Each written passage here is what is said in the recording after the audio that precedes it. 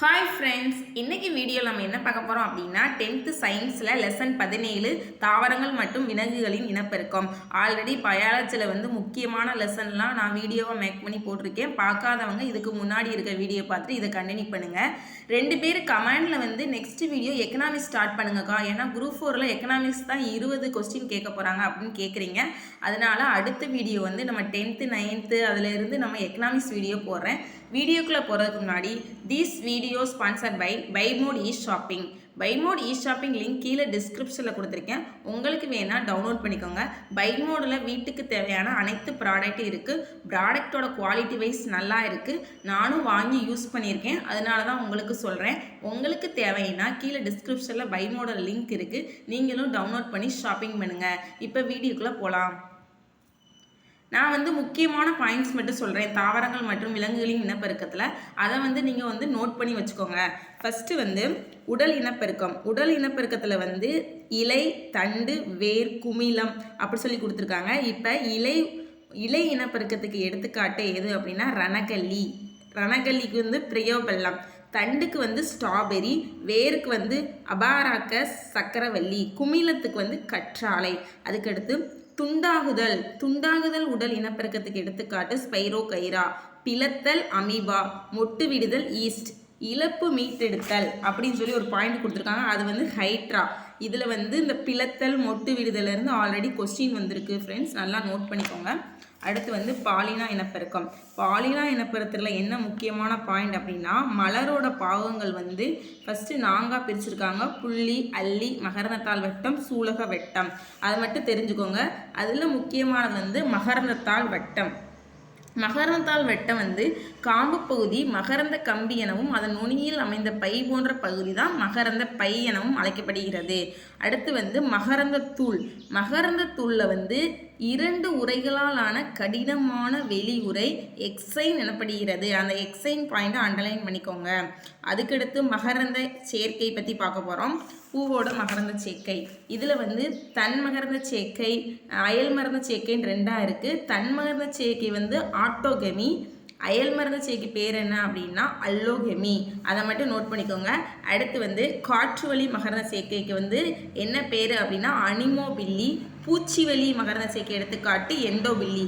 நீர்வழி மகரந்த சேர்க்கைக்கு ஹைட்ரோபில்லி. விலங்கு சூபில்லி.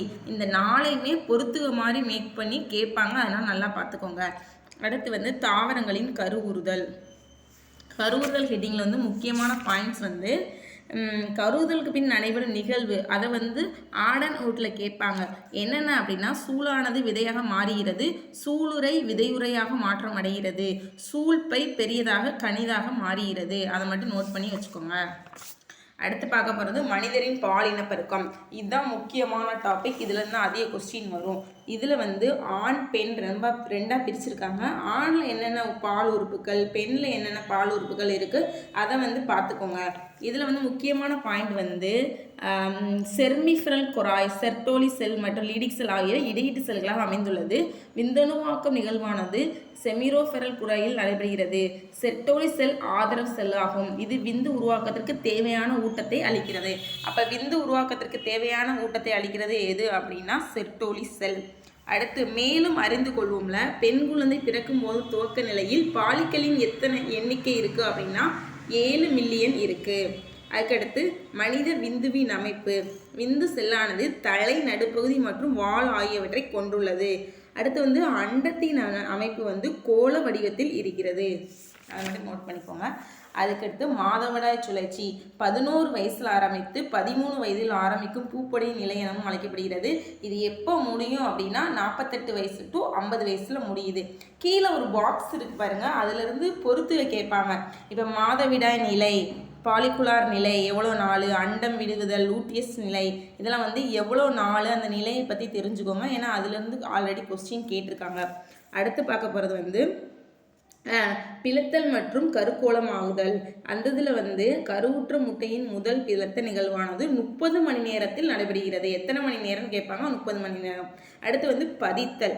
பதித்தலில் நம்மளுக்கு என்ன கொஸ்டின் அப்படின்னா கருவுறுதலுக்கு பின் 6 முதல் 7 நாளுக்குள் கருமுட்டையானது பிளாஸ்டோசிஸ்ட் என்னும் நிலையில் கருப்பையின் சுவரில் என்ட்ரோமெட்ரியத்தில் பதிய வைக்கப்படுகிறது. ஓகேவா? அடுத்த பாயிண்ட் பார்க்க போகிறது வந்து கற்ப காலம். கற்ப காலம் எத்தனைன்னு கேட்பாங்க. 280 நாட்கள். கற்ப காலம் வந்து 280 நாட்கள். ஓகேவா? அதுக்கடுத்த கொஸ்டின் வந்து குழந்தை பிறப்பில் வந்து ஆக்சிடோசின் கருப்பை சுருங்குவதற்கும் தூண்டுவதற்கும் உதவுகிறது எது அப்படின்னா ஆக்சிடோசின். ஓகேவா? அடுத்து தகவல் துளியில் கொடுத்துருக்காங்க பாருங்க. குழந்தை பிறப்பதற்கு பிறகு முதல் 2 நாட்கள் 3 நாட்கள் மார்பகத்தில் சுரக்கப்படும் பால் தான் சீம்பால் அப்படின்னு சொல்கிறாங்க. இந்தியாவின் 1952 உருவாக்கப்பட்ட உலக அளவில் குடும்ப நலத்திட்டம் எப்போ அப்படின்னா 1952. அதுக்கடுத்து இப்போ காப்பர்ட்டி யூஸ் பண்ணுவாங்களா, அது வந்து லிப்பிஸ் லூஃப் மற்றும் காப்பர்ட்டி ஆகும். இது வந்து தாமிரம் மற்றும் பிளாஸ்டிக் கொண்டு தயாரிக்கப்படுகிறது. ஓகேவா? இது வந்து ஆண்களுக்கு அந்த அறுவை சிகிச்சை பேர் வாஸ்டெக்டமி, பெண்களுக்கு டியூபெக்டமி. அதை மட்டும் நோட் பண்ணிக்கோங்க, ஆல்ரெடி கேட்டிருக்காங்க.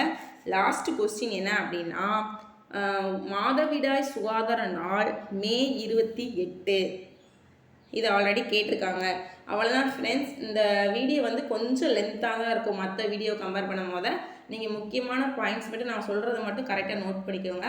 உங்களுக்கு என்னோடய வீடியோ பிடிச்சுன்னா லைக் பண்ணுங்கள், ஷேர் பண்ணுங்கள், கமெண்ட் பண்ணுங்கள், முக்கியமாக சப்ஸ்கிரைப் பண்ணுங்கள். உங்கள் ஃப்ரெண்ட்ஸ் யாராச்சும் டிஎன்பிசி குரூப் 4 குரூப் 2 படிக்கிறாங்க அப்படின்னா என்னோடய வீடியோவை ஷேர் பண்ணுங்கள்.